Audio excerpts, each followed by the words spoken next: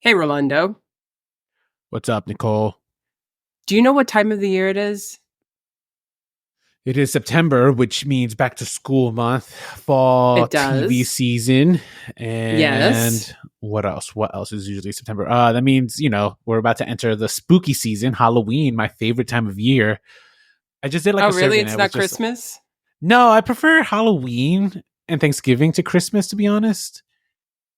Like, I think the Yeah. food is better for both of these over Christmas, and Christmas is too Whoa. expensive. Christmas is incredibly expensive, but it's my birth month, so it's very special for me, December.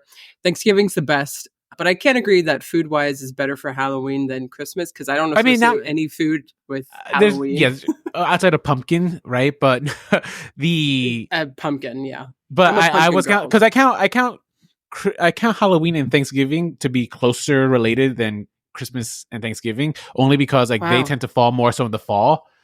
Like when you think of Thanksgiving, I think of more fall, even though it does kick off Christmas season, right? But I also feel like Yes. Thanksgiving is like the unofficial ending of fall. Okay. Totally see that mindset. And we definitely got a little sidetracked because We that's not definitely, even as what I was usual. bringing up as usual. That's what we do, guys. That's what we've been doing for the past 6 years because what I was referring to is the fact that this month marks our 6 year anniversary of doing this podcast. Back in June 2018, right after Rolando had graduated from grad school, I was still in the midst of the program, but that's where we met. We were thinking of projects to do post grad school and we wanted to do something like a podcast. And it was Rolando's idea, be like, hey, why don't we tackle, all the different properties that Hollywood is like throwing out there? Let's see how long this lasts. And here we are 6 years later, still with enough content to do it. Can you believe? Oh, Can you and believe? I mean, right now, this coming season, it seems like we have too much content. It's true. It's true. We Yeah, almost have to like decide what we want to cover and what we want to throw away. So correct. I just want to wish us a happy 6 year anniversary. Check out our social media. We'll be showing some of our favorite clips and videos that we've done from the past 6 years. So that should be fun at Remakes Reboots Revivals on both Instagram and Twitter. I think on TikTok, we are at our podcast, our podcast. So if you want to check out the videos, go ahead and look at It's those social called media X and right it's now. Remakes podcast. No, I'm talking about TikTok now. Oh, it's our podcast. I'm pretty sure it's our podcast, but also if Okay, you just type in Remakes, Reboots, Revivals, will come up. we So, will. in honor, though, of this 6 year anniversary, today we have a very special episode. We're not particularly covering one topic, one movie. We're doing a topic. And Rolando, I'll let you explain a little bit further about what this episode is. Yeah, so this is our recording from when we were at FlameCon a few weeks back in New York City. FlameCon is the largest LGBTQ comic convention, and it's held in New York City. I submitted us to be a panel, and they chose us, and we decided to do a panel on diversity and inclusivity in the remakes, reboots, and revival space, specifically counting or at least showcasing what we have deemed to be some of the best and worst representations of inclusivity and diversity here in in the realm of remakes in Hollywood. We decided to do this topic only because FlameCon is a very LGBTQ forward convention, and also at the same time, it's just like it spoke to us, right? Like this is the kind of stuff that we cover regularly, and hopefully, more people listen to this and kind of predominant. Hopefully, like people in the industry take a listen and take note, like what we consider to be good and accurate representation, right? Because just because you have a queer person on screen does not mean it is fair representation. Absolutely. And we've been doing this for 6 years. So we had many examples that we had to share. How we broke it down to is that we both, well, actually, all three of us, Eddie All was three of under the us. Eddie's weather. not with us. Yeah. So it was Rolando, Eddie, and myself. We all picked one of our favorite examples of this representation and one of our least favorite. And we had a discussion Mhm. about it. And so what we're bringing you is pretty much that discussion that we recorded on our phones from FlameCon. And we just had the best time. It took us about 6 years to get this panel, but we're here. We've done some live events here and there, but they've been smaller. And this is something that we hope to do more of in the future. Yeah, hopefully this is the beginning of like our next chapter here as podcasters. And, one of the ways that we can definitely do that is if we have more support from you. How can you show us support? Literally just rating us on your podcast app and just sharing us with your friend. If you find an episode that you think your friend or your family member might like, share it with them. Absolutely. Going to Spotify, giving us a rating, going to Google Podcasts, going to Apple, that one, you write the review. It makes a big difference. And we just love to see your guys' support. Your listening, your constant listenership is enough support for us. But if you want to show us a little extra, that would be appreciated. So, and thank you very much to those who attended our FlameCon panel. If you are listening to this, hopefully you can relive that little panel. And for those of you who didn't, we hope you enjoy it because this was, we thought, one hell of a discussion. And it's got us excited. We're pumped for this. We're ready to do more. So, yep. Definitely. All right. Well, without further ado, happy 6 years of Remakes, Reboots, and Revivals, and enjoy our live panel at FlameCon 2024.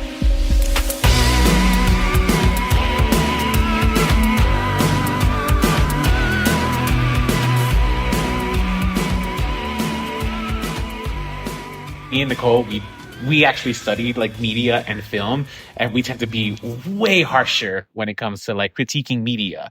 Eddie comes from a place of just like, well, you know what? Like I laughed. I felt something. That's enough for me. Yeah, and I think that's a fair way of looking at media too sometimes, right? Like it's a very good balance. Yeah, I'm a kinder. You most certainly are. That's the way to say it. Kinder, that's right. So we're just going to kick things off, just talking a little about what is representation? Like, what does representation mean? And at its core, representation is just the way aspects of society, such as gender, age, or ethnicity, in our case, we talk a lot about sexuality, are presented to audiences through media. And the two forms of medium that Nicole and I cover, and Eddie, we cover on the podcast, is television and film. And our show is called Remakes, Reboots, and Revivals because we cover exclusively shows that are about that shows in TV and films that are remakes or reboots and revivals. And as you guys know, that is just an epidemic in Hollywood. Like every other week, we are getting at least one remake or revival. Sometimes you don't even know that they're remakes. Like that movie, Speak No Evil. That's a remake. That's a remake. I didn't know this. Nicole put it on our calendar just like, that's a remake? I thought that was like wholly original. And surprise, surprise. We just saw Alien Romulus last night and compared it to 7 other Alien movies just like it. That's our next episode, guys. So check us out on Wednesday. And we didn't mention this earlier. I just want to chime in really quick. But we did this because, yes, it's an epidemic. They're all over the place. Like the highest grossing movies are all either remakes, reboots, or revivals. But we wanted to make a podcast that focused on queer voices because a lot of podcasts out there were not that. They were simply not. And we're also Latinx. So we're like, okay, 2 kind of areas that we're just not hearing enough from, which is also very important to us. That's the whole reason we started this. So representation is near and dear to our hearts. It's the whole reason we created this podcast. So yeah, it is. I mean, want to chime in on that. Yeah, good point. I mean, the honest truth is like so many film review podcasts tend to be from the white man's voice, cisgendered white man. And this just gives us an opportunity to flex our education a little and just give a voice also to just usually underrepresented populations and let our opinions be really heard. So thank you for bringing that up. Yeah, that's why this topic is so important. It's so near and dear to our hearts. So one of my favorite topics that I like to discuss when I'm teaching representation in media, especially in college, is Clark's 4 stages of representation. So Clark he was a TV writer or TV journalist, and he was writing predominantly papers on for trade magazines for television. And he came up with this paper that has 4 stages of representation that I think are just incredibly useful to demonstrate how media tends to portray minorities in media. The first stage is non-recognition, which is the most basic, simple one. it's one where we're not represented. So I am Hispanic. I am also queer. So those are two different populations. And I know through media, like sometimes I am not represented at all in either sense, or sometimes I'm represented as just Hispanic, or sometimes just represented as gay. But it's very difficult for me to find media where I have both being represented. And it's considered the first stage because, as we know, when Hollywood were producing films and stuff, they were predominantly being geared towards white people. Same thing with TV shows, and like the audiences were always skewing white. So therefore, the white writers always just assumed to just like write from what they know. Mm-hmm. And I think technically in this non-recognition also falls technically blackface and minstrel because you're literally not having black people on the screen. You're having white people represent them. Yeah. Quick question too. Has anybody ever like loved a movie growing up and then revisited it as an adult and was like, oh no, no, and it's like, well, we grow up and we realize how much we've taken in when we were younger and we're like, oh yeah, no, I'm not anywhere in this movie and in this movie. Yeah. It's not what I remember it to be. The one when you do see yourself, it's none of the best life. Right. Yeah. You see yourself either as the help, the drug dealer, or fetish sexual person. Yeah, for sure. Yeah. That's happened way too many times. So when you mentioned that, like looking movies from the past, the one that comes to mind was Dumbo. That was one of the episodes we covered, and those pros I never realized until rewatching this as an adult. Just like that is incredibly problematic. Yes, there's a reason why we have that warning at the beginning. A lot of the early Disney stuff is it's terrible. Yeah. Terrible stuff. Well, we'll complain about Disney. I got we got plenty. Yeah. So non-recognition is considered the first stage of representation. Next one is ridicule. So that is where you start seeing minorities being portrayed in media, but usually as a subject of ridicule. They are the butt of the jokes, right? And I think a great example of this is Breakfast at Tiffany's. Yes, thank you. No. That's one that my students always bring up. Yeah. Has anyone ever seen it? Raise your hand. So we all know how this movie begins. If you've seen it, and it's how the movie begins. Like the fact that anyone continues watching it is amazing. And aside from that, it's a good movie, but it is so problematic. And people thought it was hilarious back in 1961. Yeah. Just completely ridiculing. Yeah. The Asian population. Has that movie been remade? No. Do you think they ever will? They tried to turn it into a musical, but it did not do good. That's interesting. Okay. Yeah. I'm curious. Like, I would see that. You'd see that? I would. I think so. The third stage of representation is regulation. This is an interesting one, right? Because now this is when minorities are being portrayed in TV. However, they're being portrayed in TV because this guy, he wrote predominantly for television, but they're being portrayed in TV in a way that is kind of sanctified and in a way that's almost approved by the cisgendered white male. So a great example of this is probably in recent times, Modern Family and the portrayal of Mitch and Cam. While they were great in portraying like a new way of looking at family, they were so sanctified and so desexualized that it took away any of their humanity. And again, I think the reason I love showing these four stages to my students is because like you can always, nothing is like, it's not like a tried and true representation, but like you can always find like ways of like how we're just still in different stages, right? Like nothing is linear. Yeah. Do you have any examples of like regulation that comes to mind? Not immediately. I mean, the Cosby Show is one that my students like to bring up also as a form of regulation. Yeah, like despite the fact that it was groundbreaking because like we did get to see a black family like being affluent. They were again so sanctified that it just stripped away of any humanity they kind of had. So just interesting things. And then the final one is respect. And with respect, usually what we're talking about, it means that we have come to a place where representation of our minorities are whole and complete. They have flaws. But they also have good in them, right? And I think the flaws is kind of the important thing that kind of separates it from the regulation. You can write characters that are Hispanic and gay or queer that are mean. That's okay, so long as you're not doing it in a place of ridicule. So long as you're not doing it as a place to just keep like the cisgendered white lead up top. Yep. Make sense? So where do you think we are at this stage in 2024, personally? That's a great question because GLAAD has some answers for us, right? So GLAAD has this great yearly survey that comes out when it comes to the portrayals of LGBTQ characters in television and in film. And these are some of the stats that came out. So for the television year of 2022 and 2023, there were 659 series regulars that appeared on primetime TV that were LGBTQ. And that was... Oh, wait, I'm sorry. There were 659 series regulars that appeared on scripted primetime television. They were just characters. Of those, only 70 were LGBTQ. And that was down 22 characters from the previous year. And in total, 175 of these characters didn't return. Yeah. I may have messed up the stats that I wrote here, but yeah, some of these didn't return, obviously, because like these characters end up getting killed often, or the shows get canceled. That's something we experience a lot in the LGBTQ community. Our shows tend to get canceled quickly. So we're yellow. Yeah, we're yellow. And just looking at the graph too, like you can just see that it's nowhere near what it should be at the end of the day. Yeah. Now, with film, though, it's interesting because there's a little bit better, but it's nowhere near as high. With film, so the way they did a survey of 350 films for the year 2022 of those films, and that includes streaming and theatrical releases.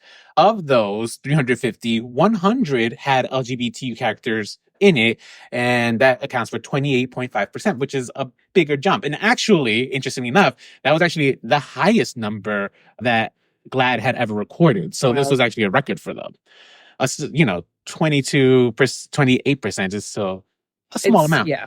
Now, the other interesting stats, and I encourage you guys to all go to GLAAD.com and check out these stats. They're great figures, but obviously most of these tend to be also gay males and usually predominantly white. Although, interestingly enough, in television, they were predominantly minority. Yeah, they were plurality. That is, okay. Interesting thing. So, yeah, I mean, me and Nicole, we love to talk about media and stuff. So we were just going to go over a list of like some of the representations that we have covered or seen in media that we really loved, and also some that we would deem as just like, let's slow our roll here. These were not good.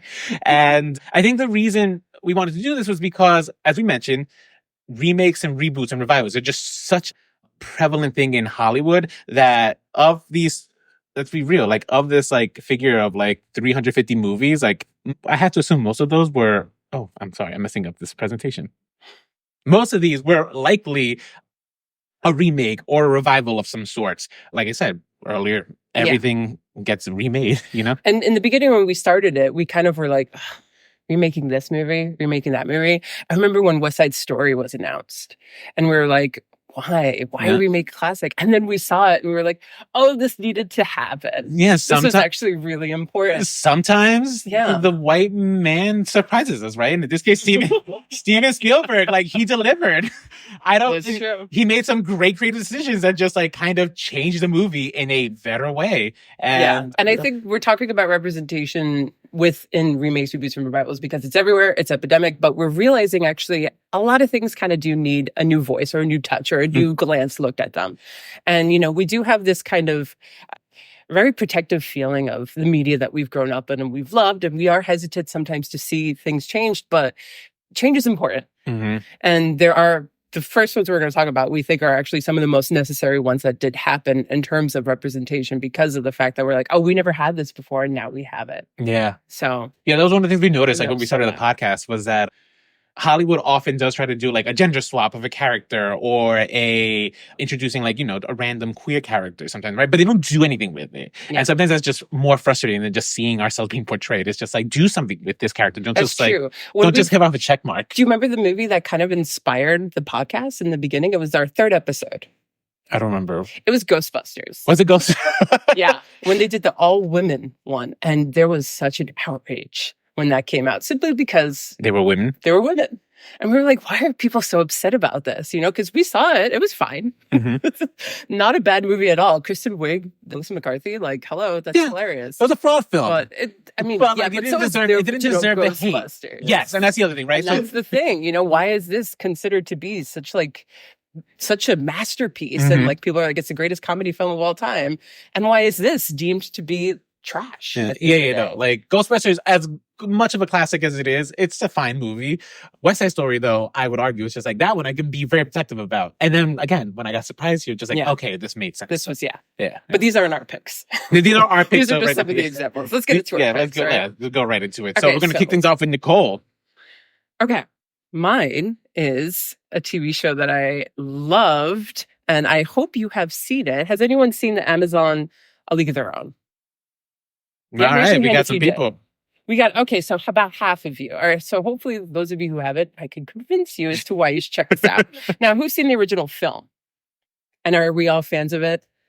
It's a great film, right? And we've all grown up, and that representation and that aspect was so important. Again, when this was announced, I was like, ugh, why? And then I saw it, I binged it in a day, and I was like, okay, I love this. So a couple of things I'm going to talk about in terms of why it's important, and that's just a picture of that, is it's historically accurate. They really did their research. And actually, I watched a bunch of panels, and they had a woman who was still actually like one of the oldest living survivors of the original, either Rockford Peaches or another team. And she came up and she was a consultant on the show. And she actually provided a lot of these characters' stories that they decided to tell the show on. Now, the show focuses on a lot of the Rockford Peaches, a whole new group of girls. And a lot of them are queer. And a lot of them are hiding it and have a lot of shame. Our main character, who's the girl from Broad City, what's her name? Oh, thank you so much. She's like kind of really having a hard time coming to terms with her queerness, but also falling head over heels over this girl. It's a great little love story that they have. But then they also have a really important character called Maxine Chapman, who's the other girl in that picture. And in the original movie, if we remember, there's like one scene where we see a Black woman come on the field and she throws the ball and she's amazing at it, right? Mm-hmm. And they're like, whoa, that was amazing. And then on to the next scene in the montage, and that's it. So this show decided we're going to focus on this woman's story about someone who's so in love with baseball, who is being denied opportunities simply because she's Black. And she's actually based on 3 real people. Their names are Tony Stone, Mamie Johnson, and Connie Morgan.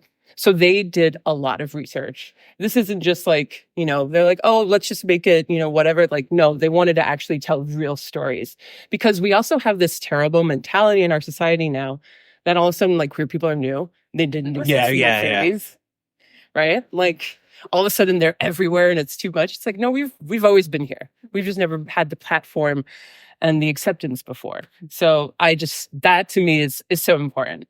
I will say that I didn't quite enjoy how like they talked like they were from the 21st century in the TV show, but that was just like a personal thing. But okay, my next bullet point is the diverse storytelling. Again, it's very much not just based on the white woman who actually got accepted to it, but Max and her friends, and she has an uncle in the movie too, who's one of the best characters in the show. I'll just leave it at that.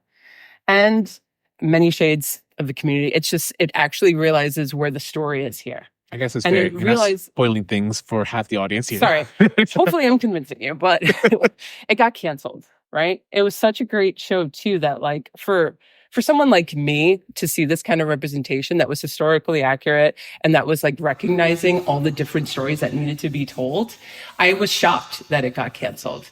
But it also just goes to show, what's the studios and heads, what their priorities are. And I guess this wasn't it. And it's such a shame because some of the best stuff is the one that gets canceled. Yeah. Or the stuff that like doesn't get the sequel or doesn't. But so those are some of my reasons that I thought this was one of my absolute, in 6 years of doing this, some of the best representation that I've personally seen of queer people in television. No, yeah, it makes sense, especially when you compare it to the original film, right? Because Rosie O'Donnell has famously said how when she was filming one of her scenes, she was reading it as a coming out scene, and the director kept telling her, like, that is not what this is. And Rosie kept this is like, are you sure? Because like, yeah, I read the script and this seems very much like a coming out scene, but they had a disagreement on that one, and we were very excited when we saw this and covered this on the podcast, because it was like, okay, good. I'm glad they actually because I don't think there were any lesbians. There wasn't even nothing, like, right? In like the film, the original. Yeah. There was I was like, really? None of them?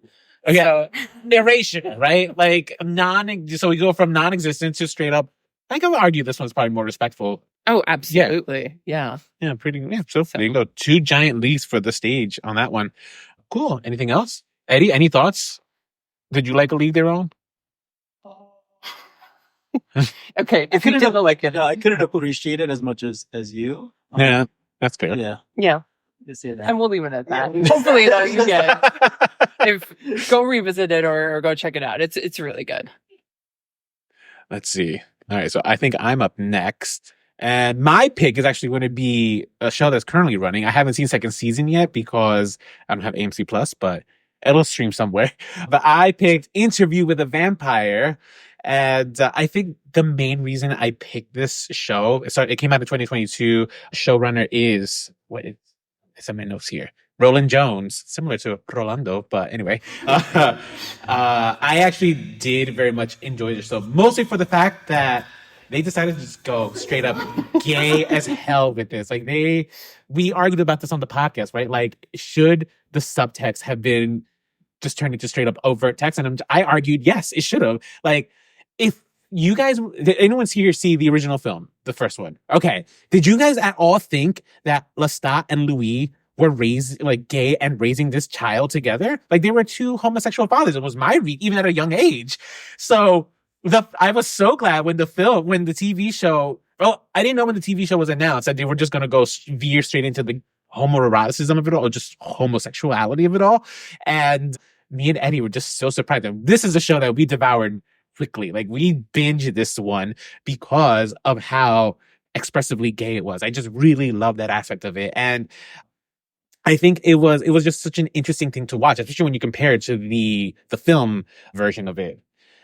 The other thing I respected about the film was this TV show is that we're also seeing a interracial relationship, right? Oftentimes, as I mentioned before, Hollywood will just give you a race swap or a gender swap and not do anything with it. In this instance, they were able to explore some of the racism that is experienced down in the South. And I think they did it to great effect because of the acting that these casts and the chemistry they had together. So I thought this was just wonderfully well put. But I think the big thing my favorite thing about this TV show is that they were very flawed characters, and the show did not shy away from that, right? We're watching a domestically violent relationship here, right? This is not a show that we're not looking to this couple as aspirational. We're looking at this couple as just like flaws and all. And I think that is probably one of the best aspects of Respect, where you're seeing the good. And, this is contemporary now because obviously if you're all familiar with Blake Lively's It Ends With Us. It Ends With Us, right? It's a movie that is about domestic violence and yet is being marketed almost as a rom-com, weirdly enough, right? Like a soft take on it. And it's a heavy subject. And this show doesn't shy away from the heaviness of that. But, right, where Blake Lively would have you believe that everything is all peaches and butterflies, like, at least this show shows you, it's like, no. This was an absolutely violent, horrible relationship. But there's nuance in it because, like, us as a viewer, like, we see the passion that they share with each other.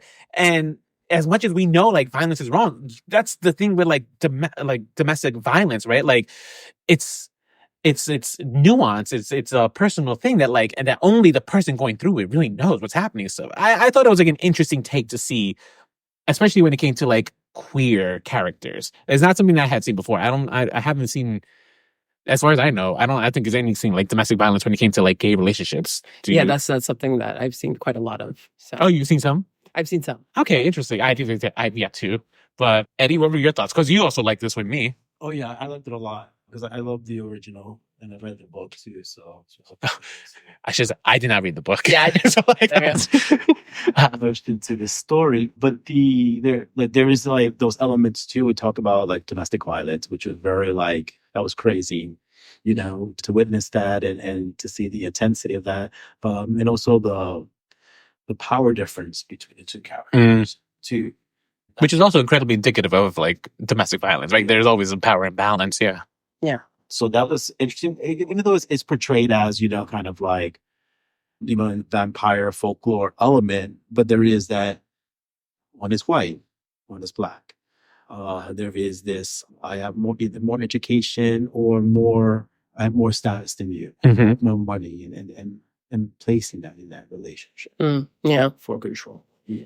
There's a whole great film from Germany in the 70s about that called Fox and His Friends. So I just want to throw in that recommendation. See, I go being a cinephile again. Being ridiculous. It just comes naturally to you. It does. But, power dynamics and when class is a factor. That's not something that's discussed enough when it comes to queer relationships. Yeah, I would agree for sure. Yeah. And I think, again, I don't think us hiding these things isn't necessarily a good thing. I think we always need to see a fully fledged humans when it comes to media. I think it's more important than just like showing like a sanctified version of like, like Cam and Mitch. As much as I do like Modern Family, right? I keep bringing them up, but like I love that show. I do enjoy that show, but that you still need to see flaws, I feel. All right, Eddie, let's go to you. What did you pick? What did you put? I put One Day at a Time. I'm a very big fan of the show. It lasted before season on Netflix. Has anyone seen it, by the way? Oh, great. Yeah, great. We have people who... Okay. Yeah, I love this show, too. They try to move it to another network, get picked up by another network. It was Pop. Yeah, Pop. Yeah. I remember, because that was also Schitt's Creek. Yes. And so, for me, Puerto Rican, always growing up looking for where am I within all the stuff that I see, all the sci-fi, all the fantasy. I was looking where's my face as a hero of the story, and never really getting that. And even because look, I grew up in a very tough neighborhood. I was not let out of the house very often. Basically, the television was a babysitter. I tuned up a lot of television. I'm the child of syndication and reruns. So I actually saw the original Day at a Time.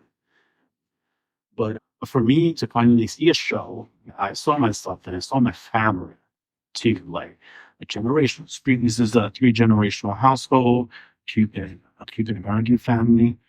And to see just like how they interact with each other, how very much those like things that like, oh, this is kind of like us. This is kind of like how we live. This is how our drugs are. And then we don't always speak Spanish. And we speak English. And sometimes it's the back and forth. And so very much enjoy this show. And also Valena's coming out story was very important. One, that it wasn't just one nice. She came out through the whole first season. Very much love the scene when she comes out to her grandmother, her abuela, and played by Rita Moreno. The great iconic. Rita Moreno, yeah. And her grandmother taking a moment to process this and processing it through her faith and her faith experience and coming to a conclusion is that applying a call to love. This is my granddaughter. I love her, and that's it. Yeah, that's it. And then the trauma of her telling her father, just that whole experience of the quinceañera episode, cry like a baby. Same. So very much, and then that was not it. It was like she realizes that she has to support her family, but then you get season 2, and you have kind of her father's journey back to her. To very much, you fan of the show. Very sorry to see. Yeah. And I just want to piggyback off of this because this is a great pick that I almost picked. I am Cuban, and this is like my life. I was raised by a single mother. I had a sister, not a brother. My grandparents lived with me. And I love that the daughter, not only one, finds out that she's queer, but that she doesn't really speak Spanish. Yeah. She's a little bit more Americanized. And, she kind of gets made fun of and stuff. But, like sometimes people are there to police you and tell you what it is to be like a Latina or something. And like that to me was really important to see that it was like, hey, just because I don't necessarily speak it like fluently doesn't mean I'm not this. And I never got to come out to my grandparents. I was too afraid. So it was so cathartic to kind of see what it could have looked like if I did before they had passed. And that's why representation is so important sometimes, is that it can heal a wound within you, or it could kind of provide some closure or a release. So yeah, no, I'm in agreement with you. And it's so funny about the grandparents things because it seems similar. I didn't come out to my grandma. She passed away before I think I even had no, I knew I was gay, but I just didn't come out to her. And it's funny because my grandma and Rita Moreno's character were so similar. I'm Puerto Rican though, but they were so similar that it was cathartic, right? Because on any level, even when I was so too afraid to come out to her, I still knew that there's no way that my grandma of all people, would not turn me away. So like, it's the person who I should have felt the most safe, and I was so petrified about it. So there was a catharsis to it. Eddie, I think that was a great point that you brought up about coming out, because I think media often portrays coming out as like this one-time thing, and we forget that it's not. It is. You're constantly coming out all the time in your life. You start a new job, you are coming out to your coworkers if you choose to, right? Sometimes if you choose to, yeah. You know? Yeah. Although I'm pretty sure they do. My grandparents, I'm pretty sure that's the one thing that like gives me peace. They knew, so I like to think that. That's what I say about my father too. I didn't get a chance to come out to my father either, but I think his best friend was just like, it's okay. Yeah. All right, so now we're gonna add something too, just for this, because there was an episode where her brother Alex was experiencing racial remarks at his school. Build the wall comments and stuff like that. And then Elena has a point of like, well, that doesn't happen to me, kind of thing. And we talk about Latinos who have white passing. Oh, yeah. And, or I recently read a book. You read a book, You Sound Like a White Girl? Yeah. That kind of thing. Mm-hmm. And actually, that was a very reflective episode for me. Light-skinned guy, and I worked in the corporate world for quite some time. I've developed my white voice too. And what does that, mean? And that whole kind of process of kind of recognizing the things that you kind of give up to fit in, and things that you carve out, and then kind of missing those things later on as you get older, and seeing that there are pieces of you that are just not there anymore, and that whole process of getting that back. See, yeah, that's so good. It is. It's such a good show. And just hearing Eddie talk though just does remind me of why we do the podcast, because I think it's so important for us to try to. I'm hoping that like sometimes Hollywood will tune in, someone from Hollywood, some exec, because I think they need to know that sometimes the media that we consume is important to us, right? It will touch us. There is a reason we consume and reach out to this kind of media sometimes, and like why these stories are so important, and why not everything needs to be a Marvel movie. I love Marvel. I do. But not every movie needs to be a trilogy of some sorts, right? It's true. And if you're going to do a trilogy, just like, all right, just give me something different then. That's true. Add something new. Yeah. I think, was that what was wrong with, like, I'm thinking about Alien Romulus now, right? Like, well, that's a whole other... We haven't covered this episode. Save it I'm for just going to say this right now. Has anyone seen it? Is anyone planning on seeing it? Does anyone think that there was going to be lesbians in the film? Yeah, I was expecting at least like one. Yeah, and there was none. I'm just like, come on. Okay, but to the movie's defense, there was no romance. It was that's also fair. All right.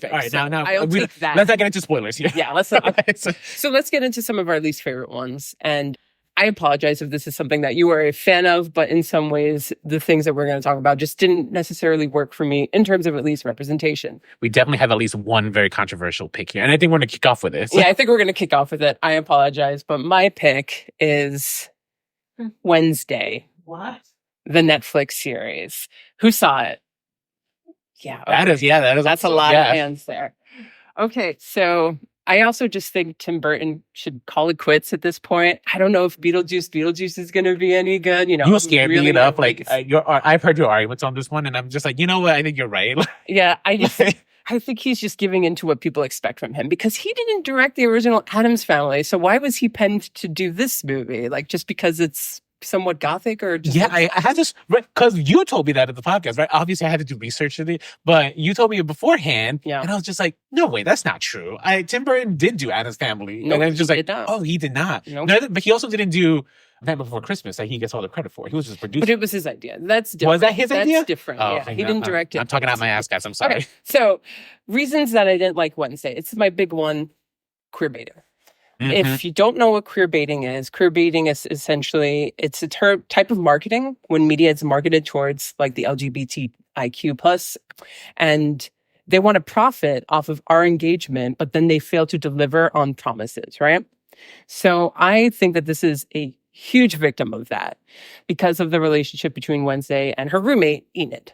Mm-hmm. And the next thing, too, also kind of ties into that, which are some promotional tactics. Now, when they were presenting the show and they were doing a lot of promotions for it, They had a whole major Wednesday event that actually featured drag queens from RuPaul's Drag Race. Did you know about this? Oh, I didn't know about it. Yeah, I read up about this.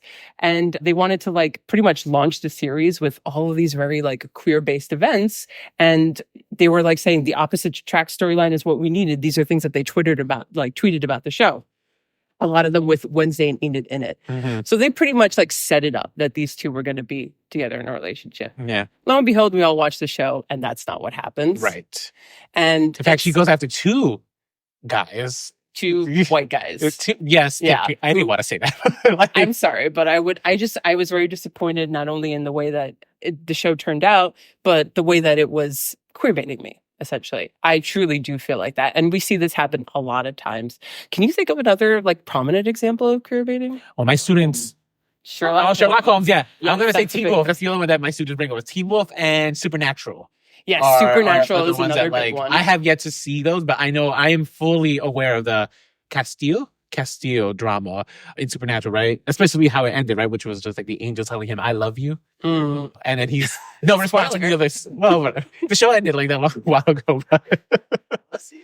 Yeah, Sherlock is a big one with the Benedict Cumberbatch one. Yeah, I saw that a lot. So there's a lot of really recent ones too. Oh yeah, no, queerbaiting is like a huge issue in Hollywood, and yeah, I talk about this in school and to my students, and this is one of their favorite topics. I get so many final papers of students dissecting these queerbaiting tactics and stuff. And yeah, this show also gets brought up a lot. I remember on the podcast, I too thought that like Enid and Wednesday were going to end up together because of some of the framing in the TV show. It feels very much like we're leading towards a romance, and it did not deliver. And I think what was most disappointing about that is just like Wednesday Addams of all people would be the most fluid of all characters. Like there's no way that she would be chasing after two basic white guys. Like let's be very real here. And if it didn't go in that direction, that would have been fine as long as they didn't set it up that it was going to be. So that's a big one. Now, my last thing that I want to bring up is the BIPOC outcast and colonialism, because I have a very specific example here.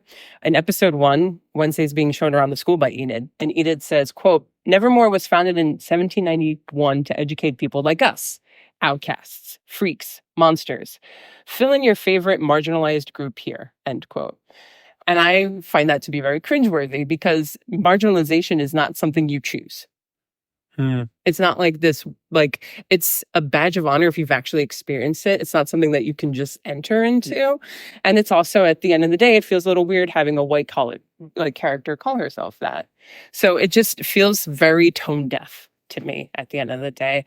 And that's a big reason why I think the show, it's just very disappointed in the way that it went. And I think it's coming back for a second season. It is coming so back. League of Their Own gets canceled. Yes. And this gets renewed for a second season. That is the world we live in, I guess. The second season will surprise you. Maybe. Do you think they will go Enid and Wednesday? Well, then that would be pandering. Yeah. Okay. No, because They can't win. Which is you're right. No. It's a difficult thing, and this is the problem. But Hollywood sets themselves up for this. They really do. So, like, I don't feel bad for them. They make the money, not me. So. This is true. Yeah, Eddie. So you don't think that they're going to go Enid and Wednesday? But I also, for me, like when watching this particular show, I didn't care for any romantic connection. Like that Wednesday. Yeah, it wasn't designate that for me. That's true. I also agree. Like, I kind of want that almost disconnect of her and not having to be Wednesday in a relationship. That's also fair. It would have been nice if she was asexual because there's not enough like really That's good. true. Yeah. No. Yeah, like I said Wednesday would be the most pan, but I think Wednesday would also probably be very likely asexual. So I think, and that's part of the community, guys. And there's a fundamental misunderstanding of like what asexual and aromantic is too. So I'm really excited to see more of that happen. Yeah. So come on, Hollywood, get with it. They do. All right, I'm up next, and I picked Mulan from 2020. And I have very specific reasons as to why this is, I think, one of the worst movies we covered on the podcast. Almost all the live action Disney ones. Almost. I mean, I could say something about, yes, we'll talk about it. I think my first big qualm with this film was that they gave her superpowers. And I think that was just like silly because the whole point of Mulan was the fact that she was a normal young woman there was no point in her having superpowers. It kind of made it silly. And I'm okay with like a little bit of fantasy, but like I think to strip away a core aspect of the Mulan storyline was a huge misdirect. Absolutely. Right? I'm gonna get us, don't worry. I'll get us guys into representation. But first I gotta vent about Mulan. The next point here is this idea of how much effort Disney put into like being quote unquote authentic, and it put authenticity over plot. And the problem that I put authenticity here in quotation marks is because like again, it's just like this was white studio heads version of what authenticity is, right? Like this, there was, at least according to the people who I've spoken to who have more knowledge about this than me, like this was just not all culturally correct. I don't think they were in the correct time period, for example, for the storyline was one of the main issues. And I put it over plot, but like they didn't seem to care that much about plot either, because like that movie made no sense if I remember. I barely remember it. Yeah. You know, and this is a time when like we were streaming and just watching things at home. Like my focus should have been, I was so bored out of my mind during the pandemic. Like this, I should have been wholly focused on it, and I could not muster enough strength to be entertained here. Yeah, this was a rough one to watch. But here we go. Here is how I think, at least in terms of like LGBTQ, why this was a huge disservice. It was by erasure. I think one of the most fascinating things about Mulan is that Shang was kind of feeling pain. And those were something that like I feel the movie could have explored in the live action, right? Like this could have been a little situational, a little funny, sure. But like stripping away any of that kind of weird romanticism, I think kind of just like led to some bi erasure in a way. Yeah. Right? Because I think most of us accept that Shang was probably bi, right? I think we've all accepted, or at least Pan. I am. That's how I choose to believe. And yeah, the movie kind of just took that all away, and I kind of thought it was like a huge disservice. I think Mulan is a movie that kind of does lend itself to like drag a little bit. It truly does, right? Because if you think about it, Mulan is most comfortable when she is playing the role of the soldier. That is when she's most comfortable. She is the least comfortable when she is playing the role of the woman, right? Yeah. And I don't know. I just think there's just like the movie could have lent itself to like this idea of like what is gender, and this movie does not deliver on that. It just didn't at all. Yeah. It was kind of a disappointment for me in that way. Yeah, and Disney just not wanting to take the proper steps that it needs to take, at least within its movies. I know in its TV shows, it's kind of made a little bit more progress, but I can't particularly quote the TV shows, but I know that they have done some stuff. Oh, yeah. I mean, they have. I mean, so the other one I was going to put was actually going to be The Lion King, because I was kind of hoping that like we would make Timon and Pumbaa canon like a homosexual couple, right? Again, two male characters who are raising a child. It's just like, seems a little gay, in my opinion. Found family, yeah. Eddie, your thoughts, Mulan, what do you remember? No, I have the same complaints for that. Like it's huge, and I think that was the best aspect of the animation was we have this young woman who takes on this, this warrior aspect of herself, and that it's not a magical thing, but it's a courage that she finds inside herself. Yeah. And fourth bullet point is it wasn't a musical. Oh yeah, they didn't take away the musical. That was a big miss also. They kind of that one or two. They could have had like kind of made like little musical references to them, and that was it. Notes. We didn't get a Mushu either. Like just like no cricket. This was a very disappointment. It was very disappointing. Huge. I think the last pick is probably going to be the most interesting one, because this was fascinating when we covered it on the podcast. So Eddie, which one did you pick for your least favorite? Queer as Folk. Now, has anyone seen the new Queer as Folk? Oh, no. Oh, okay, great. So you can vent and know what's going to. No one has. Wait, has anyone seen the original? I guess the original American. All right. So we got All right, so we got someone who. Okay, all right. Eddie, kick things off. So the number one I was really excited about when I heard this coming out. Fun fact about the original. I saw the original American one, and I was not out. And basically, I would watch it on my laptop or DVD with the blanket over me, making sure I didn't get caught, that kind of thing. And so I was really looking forward to this, and very excited about the representation of the cast. So I was really was excited about that. Then I saw it and wanting very much to love it, but struggling with it because this is one of those things where I feel like the pendulum went the other way.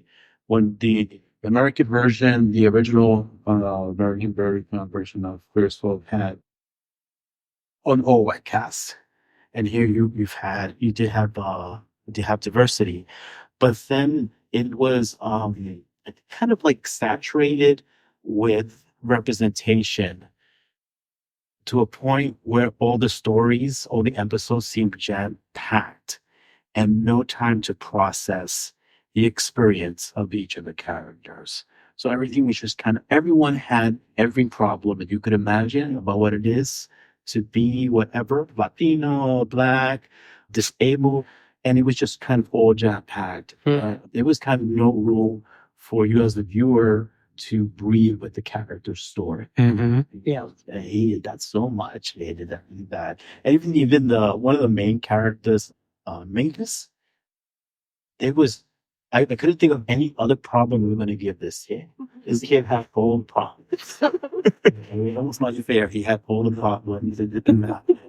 The young man had, or he had. So yeah, that was my issue. Yeah, that was a big issue. Right? It's a very thin line between like showing just like respect, like trying to like include. There's a thin line between, I guess, like actual inclusivity and then just like oversaturation. It is, and it's just like I agree with you. Like this show tried to, every character had to be one aspect of the LGBTQ banner, but to the point where, like I used to point out, it's just like, but you're also dealing now with like other identities, right? Like whether you're Hispanic, whether you're Black, whether you're white, whether you're mixed, and they were just trying to just do so much with it. It just became overwhelming to the point where it just kind of washed everything out a little. Yeah. Which is interesting. Well, so I wasn't here for this episode. I never got to watching it. Ironically, I think I was in Disney World. Would you guys say that this was an example of pandering? No, because here's why I don't think it's pandering, right? The writers were all queer and gay themselves. And Ryan, I think O'Connor, I think is his name. I think he suffers from cerebral palsy. He's also one of the head writers. He's also one of the actors in the show. I think, he's writing about disabilities from his point of view. That's valid and it's fair. But the problem is also, he's also giving himself like the hookup scenes with all the hottest guys imaginable, right? Like this show was incredibly problematic. It's just like huge steps forward when it comes to like queer media, because like this was wholly created by queers for queers almost. But like also at the same time, it's like huge steps back. It's such an interesting show. I actually do recommend the show for you guys to check it out, because like it is both like huge step forward, but like I kid you not, it's just like a huge also step back at the same time. I don't know how they did it. Yeah, it's like a conversation starter. Yes, I would say so. Yeah, it's worth having a conversation about. What's the favorite person that's on it? Kim Cattrall, which I think that was like his final point. It was a waste of Kim Cattrall. But I agree with Eddie on this one, because like I think what they did was the biggest hate crime. Like they have Kim Cattrall and they wasted her talents. Like, absolutely wasted. She didn't come back to End Just Like This for that. Yeah. Well, I mean, for other reasons. Oh, no, but she's coming back, guys. You guys didn't hear? She's coming back for season 3. She is? Yeah. Like, full-time? Full-time. She's going to be a cast regular. If you guys weren't aware, but I think she has it very specifically, no scenes with Sarah Jessica Parker. And I love that drama. I love this drama. But no, Eddie, I think Queer as Folk is such a fascinating pick, because like I said, it's just like, it's such an interesting thing. It was made, and like the production crew took real care in trying to cast people who they themselves identify as LGBTQ. They were looking, if the character had some sort of disability, they were looking to cast people who had said disabilities.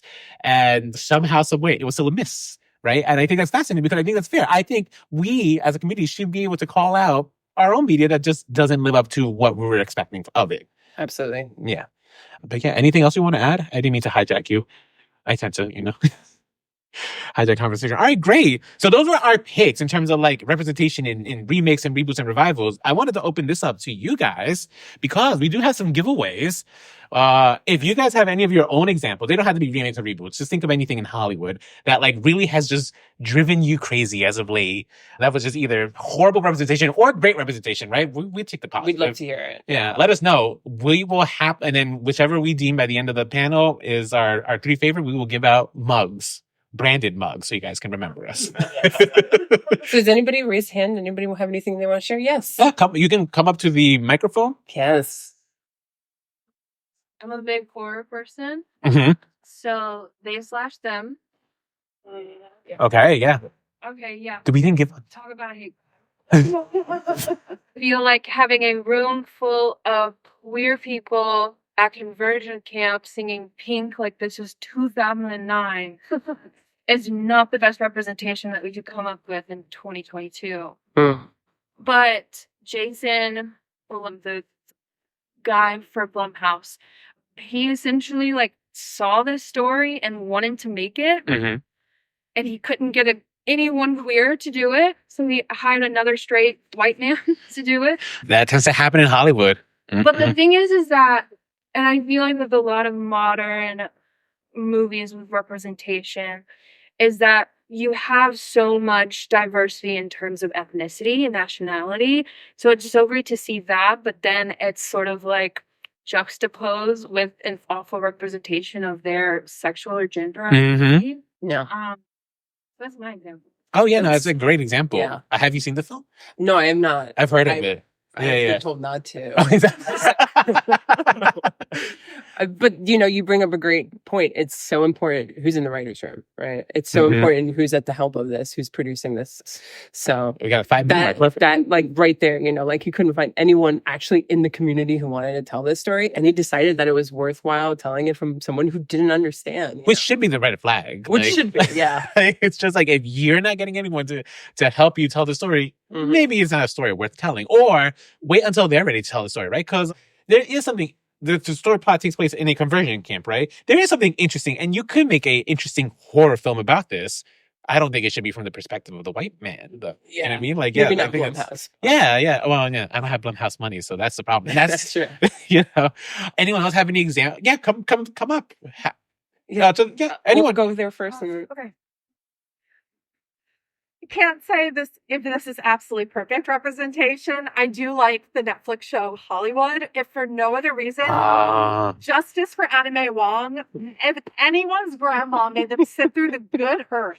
The black and white movie where a white woman won an Oscar for Yellowface. When an actual Chinese actress auditioned and they said, "You're too Chinese to tell this story." Literally, this show just Justice for Anime Wong. Yeah, thank you so much for bringing that one up as a cinephile. I get it. That is something that's near and dear to my heart, where there's all these people who just didn't get this opportunity. There's a classic example in a movie called Showboat. Does anyone know the musical Showboat? I know. There in the casino. 50s, there was a movie adaptation, and there's a character who is a black woman who's white passing. Okay. And in that movie, she's played by Ava Gardner. And who went up for that was Lena Horne. And Lena Horne would have been perfect for it. They were best friends, and Ava Gardner took the role from her. There's so many examples where, like, Rita Moreno is in The King and I, right? Yes. What is Rita Moreno doing in The King and I? Right. Like, just the type of poor casting and insulting decisions that have been made in Hollywood, and having a show like that correct these ones, and like giving us our history, right? History is so important in this case. So, and Anime Wong is fantastic. Watch Shanghai Express, because then you'll see Marlena Dietrich too, a true bisexual icon. Sorry, cinephile. I'm going off the rails here, but thank you for that. And speaking of a horrible, you know what? There, let's get the yes. I love your shirt. Thank you. Yeah. I was actually wondering, probably mostly Nicole for this, but if you watched the Elmer Gen Q, if you felt like it was similar, because when you guys were talking about Paris Hulk, which I've never seen either version, but I felt a lot of the same ways about Gen Q, where it felt like they were just trying to check diversity boxes without like telling anything. They were telling like very special episodes about certain problems, disabilities, or like different aspects of diversity without actually making any like full character. For sure. Yeah. We covered that on a podcast, actually. We did, because Nicole forced it upon us. But let me tell you, I think the most fascinating thing about the L Word, the original one, was just like, it was basically just campy soap opera. And that's fine. Like, we're okay to have that kind of entertainment. Yeah. There's nothing wrong with that. So when you try to like force inclusivity, sometimes it's just like, well, now we're kind of taking away from like what kind of drew us to the original. But Nicole, I'll let you answer this because you did have a lot of opinions. I did have a lot of opinions. Not enough emotional impact. Not enough getting to know these characters. But at the same time, I couldn't stop watching. So it's like weird where it's, you know, that it's not like emotionally fulfilling, and it's actually probably not like what you deserve as like, you know, a lesbian who's looking for representation and identification, but it's also better than nothing. Yep. And it's also like kind of great to see Ben become a politician. And so it's like, I got such mixed feelings on that one. That's the thing. Like, sometimes we are stuck with nothing and we're just left with queer as folk. Is one of those instances where Eddie and I, we finished that show because it's like, well, this is like literally the only gayest thing we have available to us right now at this moment. So it happens. It does happen. Because we want it. We want it so bad. Yeah. Yeah. I would say, though, there's a show called Generation. I actually think Max took it off of their platform. Oh. Yeah. The problem with bodies. Mm. See that? But, Mhm. and I would say that is probably one of the more modern representations of queer people that has a wide range of diversity that doesn't feel like it's missing something. It also sort of revolves around Gen Z as well. So it's like seeing that representation as someone a part of that community. A part of Gen Z. And it not being cringy or feeling like we're being made into a spectacle, because I think now more mainstream media is coming out targeted towards Gen Z, and it comes across as cringy, like a caricature. Oh, yeah, no. And I think part of that happens to be just like how Gen Z has consumed so much media nowadays that like Hollywood is having a hard time kind of like trying to break through. Gen Z and younger generations aren't consuming media like we did, which was television and movies. They're consuming mostly social media and YouTube, which is a whole different behemoth, right? So when I'm teaching my students on like video production, like their views are like what they see mostly on YouTube as video, where I'm still looking at video as like being what we see on TV, right? And it's like a hard thing to like kind of like not break them out of it, because I think, you know, there's nothing to break them out of. Like, this is a new medium. It is what it is. Actually, I have a question. Do we know why Generations is no longer on Max? I think it was canceled, but I also think it was part of that HBO Max merger. That HBO sacrificial. Discovery merger. Like they cleaned house on a lot of things. Like, yeah. It's the same with Pink Ladies. We covered it on the podcast. That was an interesting one because like I didn't expect to like it as much as I did, and I was bummed out when it got canceled. And I'm not a fan of musicals. Yes, our big thing there was, why did it have to be Grease? But it did. Yeah, this is something that did not have to be Grease, but like I did enjoy the show, and I think there was something refreshing about seeing the main character like kind of having to like fight to save her reputation. I actually like that aspect of it, and we also did. There was like the non-binary character also that I also really liked. Yeah, This was it was a show that was like. Hollywood does that, right? They cancel things that like tend to, if it's not, and this is real, if it's not for straight white men, there's usually the first on the line to get chopped off. Same thing goes for the creators. So if the creators are they themselves not like straight white men, they tend to be the first on the chopping block and stuff. Especially, so that's why these mergers that Hollywood keeps like doing are dangerous, because like usually the first things that goes are like black, indigenous, or people of color creatives. Yeah. Well, on that happy note. I know. Does anyone have anything else to share before we close? All right. So after we're done, you guys, the three of you guys, to ask your questions, you guys come up and get your mugs. And also, guys, be sure to check out our podcast, Remakes, Reboots, and Revivals. We're an original podcast about unoriginality. New episodes every other Wednesday.